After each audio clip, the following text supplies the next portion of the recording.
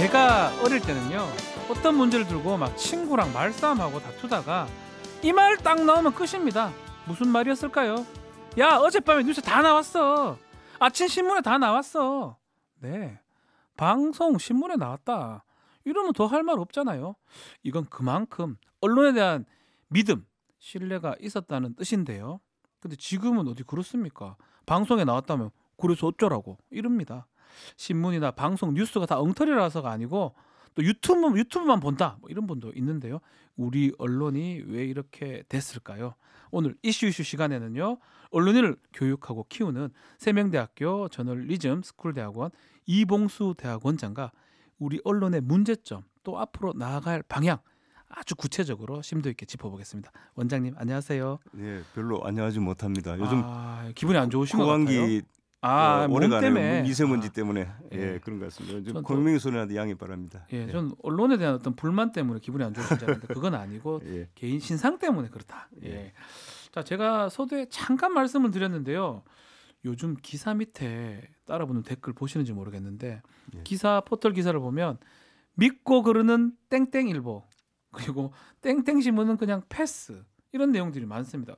그만큼 해당 언론의 기사와 논조를 불신한다, 읽을 필요가 없다 이런 거 아니겠습니까? 이 문제라고 봐야 될 것 같은데요. 자기가 좋아하는 신문과 방송만 보고 듣는 거죠. 네. 그 사실을 제대로 확인하려면 논조가 다른 매체를 크로스 체크해야 되는데 좋아하는 것만 보니까 균형된 시각을 갈 수 없습니다. 네. 좋아하는 논조의 기사만 편식하면 편견에 사로잡힐 수밖에 없는 거죠. 음식이야 그렇죠. 뭐 항상 자기가 좋아하는 맛집에 가더라도 말릴 수 없지만 뉴스의 편식은 여론을 양극화해서 우리 사회를 갈등 사회로 몰고 갑니다. 그렇군요. 민주주의가 작동되는데도 심각한 문제를 야기합니다. 근데 과거에도 이런 말이 있긴 했어요. 어떤 신문은 보수다, 어떤 신문은 뭐 진보다, 자기가 보기 싫다, 못 믿겠다 했는데 갈수록 점점 더 심해지는 것 같은데 왜 이렇게 된 건가요? 큰 돈 안 들이고도 쉽게 이름 매체 같은 걸 만들 수 있는 시대가 됐는데 유튜브, 그 유튜브 같은 게 그게 이제 오히려 여론의 다양성이 아니라 여론의 양극화를 가져왔습니다. 아하.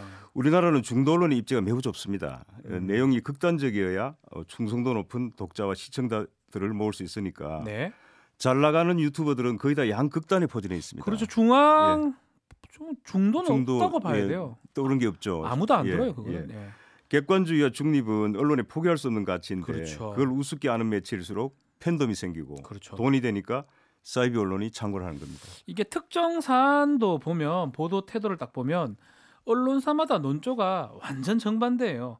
완전 O 아니면 X인데 이게 언론들 사이에 소위 말하는 진영 논리가 작동된다. 이런 지적도 많은데요. 진영 논리가 작동되는 거 이거 괜찮습니까? 한 사안에 대한 진실은 하나밖에 없죠. 하나밖에 없잖아요. 우리나라는 주요 언론사들마저 너무나 다르게 보도를 합니다. 보수 정권이 들어서면 보수 언론이 호위무사 구실을 하고 진보 정권이 들어서면 공격과 수비에서 공수교대가 일어납니다. 공수교대요? 진영 논리가 작동하는 건데 이것은 우리 언론이 사실과 의견을 뒤섞어 보도하는 잘못된 관습 때문이라고 생각합니다. 사실과 의견을 섞어서 보도한다. 세계 인류 언론들은 사실과 의견을 분리하고 일선 기자들은 기사 속에서 자기 주장을 못 펴게 돼 있습니다.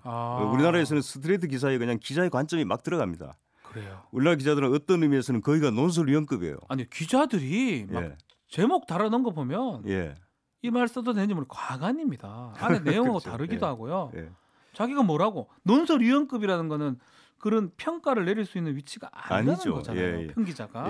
그래서 진영 논리와 정파성은 우리 언론에 좀 심각한 문제입니다. 그렇죠. 이 프로그램이 세계는 그러고 우리는이니까. 저는 진영이 없습니다. 외국 이야기를 좀 해도 되는 거죠. 외국 얘기가 절반입니다. 세계는니까요.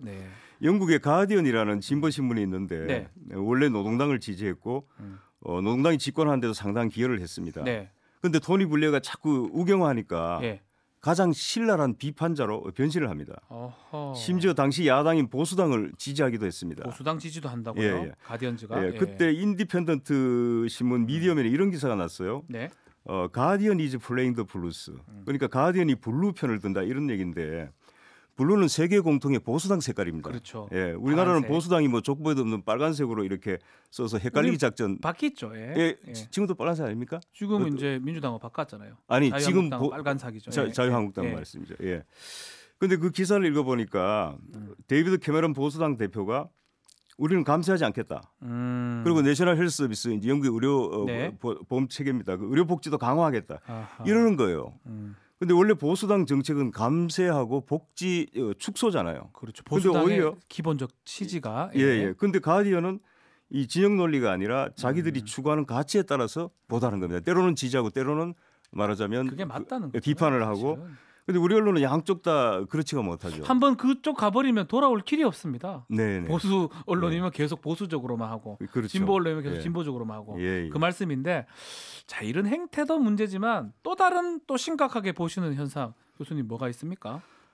요즘 경제뉴스 보도가 정말 문제가 심각합니다. 경제요? 네, 경제뉴스 보도가 특히 아하. 그 보수 언론은 정권을 비판하려는 의지가 너무 강해서 네. 경제가 나쁘다는 뉴스를 끝없이 쏟아내고 있습니다. 경제는 새 주체인 가계, 네. 기업, 정부라 그러죠. 그 새 주체의 의지가 중요한데 자꾸 나쁘다는 기사를 내보내면 실제로 국민의 소비 성향이나 또는 기업의 투자 의욕이나 고용 의욕 같은 게 떨어지게 됩니다. 예.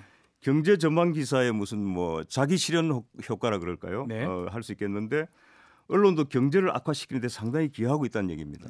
경제 뉴스를 너무 자의적으로 보도를 한다는 말씀이에요. 예를 들면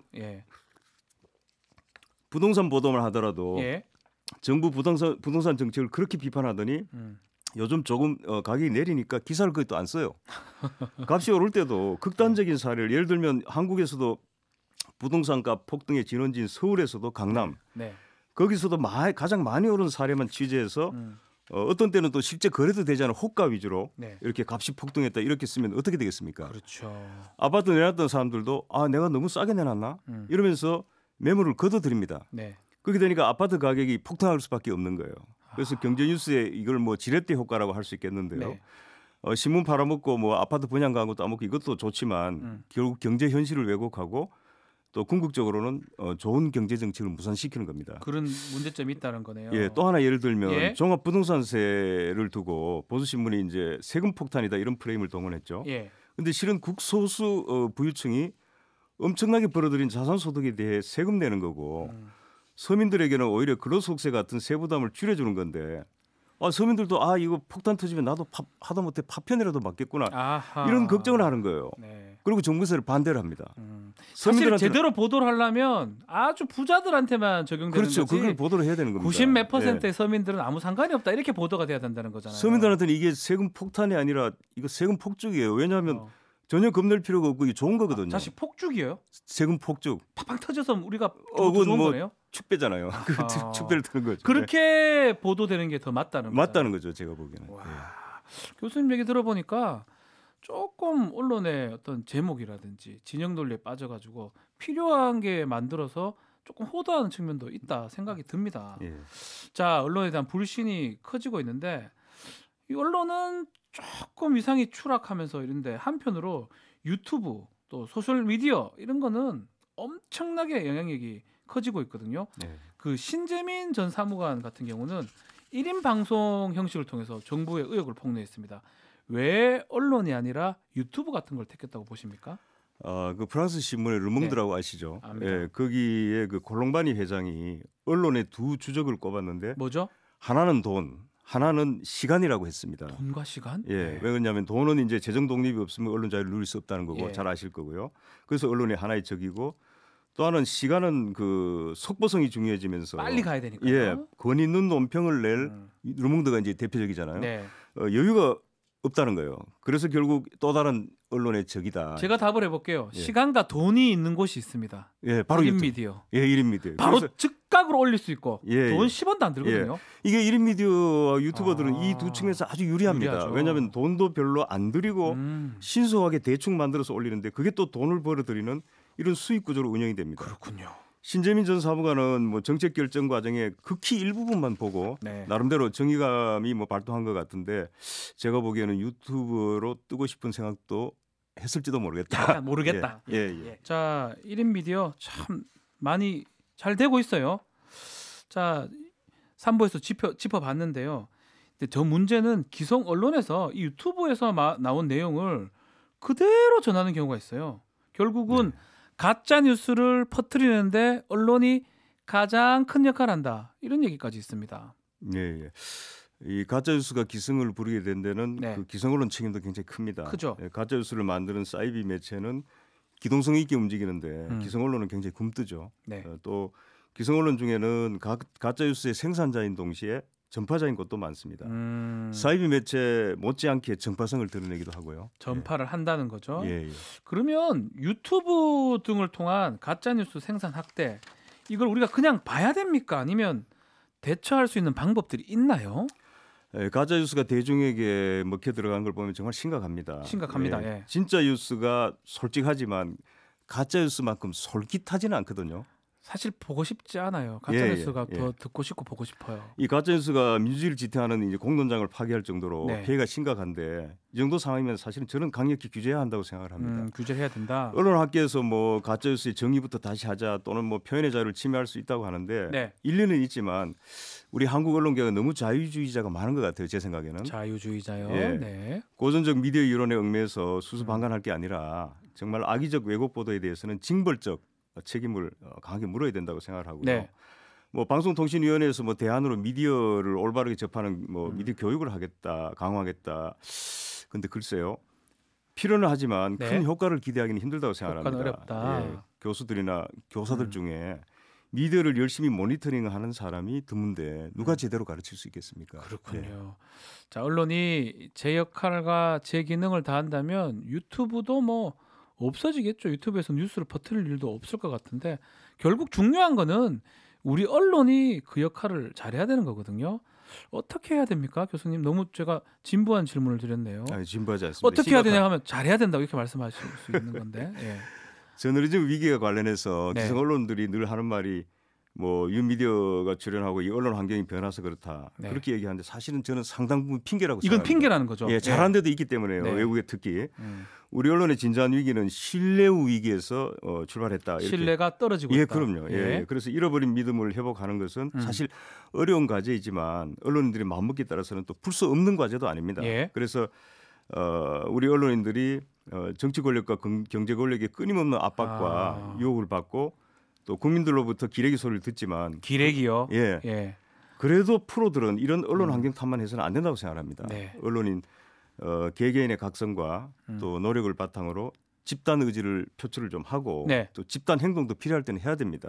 그래서 사실보다 의견을 엄격하게 분리하고 정파성에 그 매몰되지 않으려는 그 노력을 스스로 해야 됩니다. 또 데스크가 막 부당한 지시를 하면 네. 저항할 줄도 알아야 되고요. 네. 네. 안 쓸랍니다. 예. 그만합니다. 예. 이렇게 해야 됩니까? 예. 요즘은 그렇게 얘기하면 데스크들이 그 쉽게 또 재차 지시를 하고 강압적으로 하지 못하는 분위기도 있거든요. 근데 스스로 자기 검열을 하고 우리 데스크는 무슨 기사를 좋아해 이런 식으로 가는 거예요. 우리 신문은 이렇게 써야 돼. 예. 기자가 예. 논설위원처럼. 예. 자, 결국은 사실 보도하고 의견을 엄격하게 분리해서 정파성에 매몰되지 말아야 된다. 예. 이게 지금 우리 언론이 가져야 할 예. 바람직한 태도네요. 예, 그렇죠. 자, 교수님이 지금 학교에서 이제 예비 언론인들 교육하고 있잖아요. 네. 이런 얘기들을 많이 합니까? 강조합니까 이런 거? 물론이죠. 우리 강조하는 데만 나와서는 왜 바뀝니까 사람들이 다? 우리 출신들은 안 바뀝니다. 그래. 예. 아직까지 예, 기레기 알겠습니다. 없고요. 기레기는 없습니까? 201명을 배출했지만 네. 우리 언론이 이렇게 된 데는 사실 언론인 충원 교육 과정이 상당히 문제가 있다고 저는 생각을 합니다. 네. 저널리즘의 표준을 제대로 습득하지 못한 채 언론사에 들어간 뒤에는 또 도제식 교육을 받는 게 우리 언론입니다. 도제식이요. 예, 이게 일본하고 우리하고 있는데 일본도 지금 거의 없어졌어요. 그래서 세계적으로 유례없는 이 언론고시에 수만 명이 몰립니다. 그런데 문제는 글 쓰는 테크닉만 좀 익혀서 예. 언론사에 들어간 뒤에는 선배의 그 판에 박힌 문장 스타일, 제작 기법, 심지어 그 언론사 가치관까지 그대로 빨리 닮아가는 사람이 좋은 부서 배치받고 그래야 또 그 신문사에 승진하잖아요. 예, 그렇게 되니까 아하. 요즘 보수 언론과 진보 언론 기자들은 밥도 같이 안 먹는답니다. 아니 대화 나눠보면 그 신문사가 진짜 알겠어요. 예, 밥 먹을 때 밥맛 떨어지니까 밥도 같이 안 먹는다는 밥맛 거예요. 떨어지니까? 그러니까 나라가 두 쪽이 나는 거예요. 그렇군요. 예. 그래서 미국이나 유럽에서는 뭐 저널스쿨 같은 데서 언론 보도의 그 스탠다드 그 표준을 이렇게 제대로 공유를 한 뒤에 네. 성향에 따라서 뭐 진보나 보수 언론에 들어가는 게 보통입니다. 시험 쳐서 너는 앞만 봐도 보수다. 예. 저쪽 신문사로 가라. 예. 넌 진보다. 진보 신문사로 스스로 가라. 그렇게 가는 거죠. 추천위에서 주로 또 입사를 많이 하니까. 우리는 가가지고 마음이 바뀌는 겁니까? 그러면 신념이? 그러니까 이제 따라서? 물이 배는 거죠. 물이 들어가지고 물이 회사의 규범을 객관적인 저널리즘의 어떤 그런 그 표준보다 더 중요하게 여기게 되고 그러니까 네. 나중에는 서로 만나지도 못하게 되고 이런 상황이 벌어지고요. 그렇군요. 그래서 이제 그 제대로 이제 교육을 받으면 사실 팩트를 가지고 장난치고 이런 일은 없어지거든요. 네. 없어지는데 우리 스쿨에서는 그 실무 교육과 함께 인문사회 교양 교육에 중점을 두고 있습니다. 그 이유가 뭐냐 하면 네. 그런 교양이야말로 비판의식, 역사의식 그리고 윤리의식을 갖추는데 기초가 된다고 이렇게 생각하기 때문입니다. 네, 지금 말 딱 기억나는 게 팩트. 사실을 가지고 장난치지 말라. 예, 그리고 자신의 윤리의식이나 예. 인문사회 교양이 교양이 쌓이면 된다. 역사의식, 비판의식, 그렇죠. 윤리의식이 자동으로 생기는 거죠. 저도 언론 이거 공부하러 좀 한번 가고 싶긴 한데 예. 뭐 더 하고 싶은 말씀 있습니까? 좀 오늘 뭐 강의하시는 것 같아요. 죄송합니다. 아닙니다. 좋습니다. 예. 저는 이제 그 미디어 언론인 교육 중원 과정이 잘못되어 있다는 것 또 한 가지 이제 중요한 그 한국 언론이 외국 언론하고 다르고 이렇게 망가진 이유가 잘못된 이유. 미디어가 자체 비평이 없고 그 상호 비평이 사실 유명무실합니다. 그래서 예. 사실 자체 비평은 뭐 독자 권익위원회 같은 게 있어서 지명 평가도 하고 있지만 네. 위원들이 언론사와 좋아하는 그 똑같은 성향 사람들 구성이 돼 있어요. 그러니까 자화자찬이나 하고 지엽적인 걸 지적하는데 그칩니다. 그 로마 교황청에서 왜 성인 추대할 때 후보자의 문제점만 들춰서 얘기하는 그 악마의 변호인 우리 박 변호사님. 저는 악마입니다. 잘 아시잖아요. 착한 변호사입니다. 예. 그런데 우리 언론사 독자위원회 싫은 소리 대신 좋은 소리 하는 팬클럽처럼 이렇게 운영이 돼요. 맞습니다. 예. 그러니까 사실 한겨레 경향도 뭐 그 시민 편집인 제도를 도입했는데 없어지거나 또는 유명무실하죠. 예.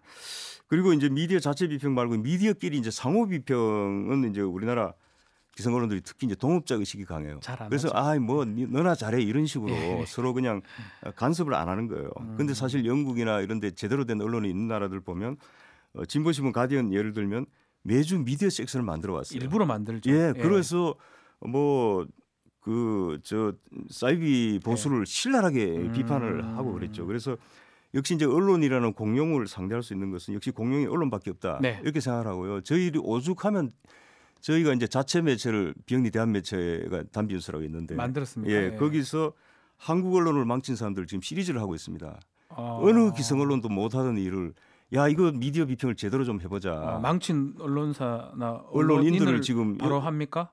한번 들어와서 한번 보십시오. 누군지 궁금합니다. 알 것 같기도 한데요. 시간이 좀 다 됐습니다. 그래서 요 얘기만 드리겠습니다. 뉴욕타임즈가 미국을 대표하는 신문인데 이 신문을 이름 딴 뉴욕타임스 법칙이라는 게 있는데요. 어떤 행동을 할 때 다음 날 아침에 뉴욕타임스 1면에 나와도 떳떳한지 생각해보고 아니다 싶으면 그 행동 하지 말라 이런 뜻이라고 하네요. 기본적으로 뉴욕타임스에 대한 언론에 대한 신뢰가 깔려있기 때문에 나올 수 있는 법칙인데요. 우린 언론 이 법칙 한번 생각해보면 좋을 것 같은데요. 여기까지 전적으로 동감합니까? 아유 감사합니다. 지금까지 세명대학교 저널리즘 스쿨대학원 이봉수 원장님과 함께 말씀드렸습니다. 감사합니다. 감사합니다. 박지훈의 세계는 그리고 우리는 박지훈의 세계는 그리고 우리는 모두를 위한 쉽고 맛있는 시사 MBC가 드리는 저녁 시사 세계는 그리고 우리는 평일 저녁 6시부터 8시까지 박지훈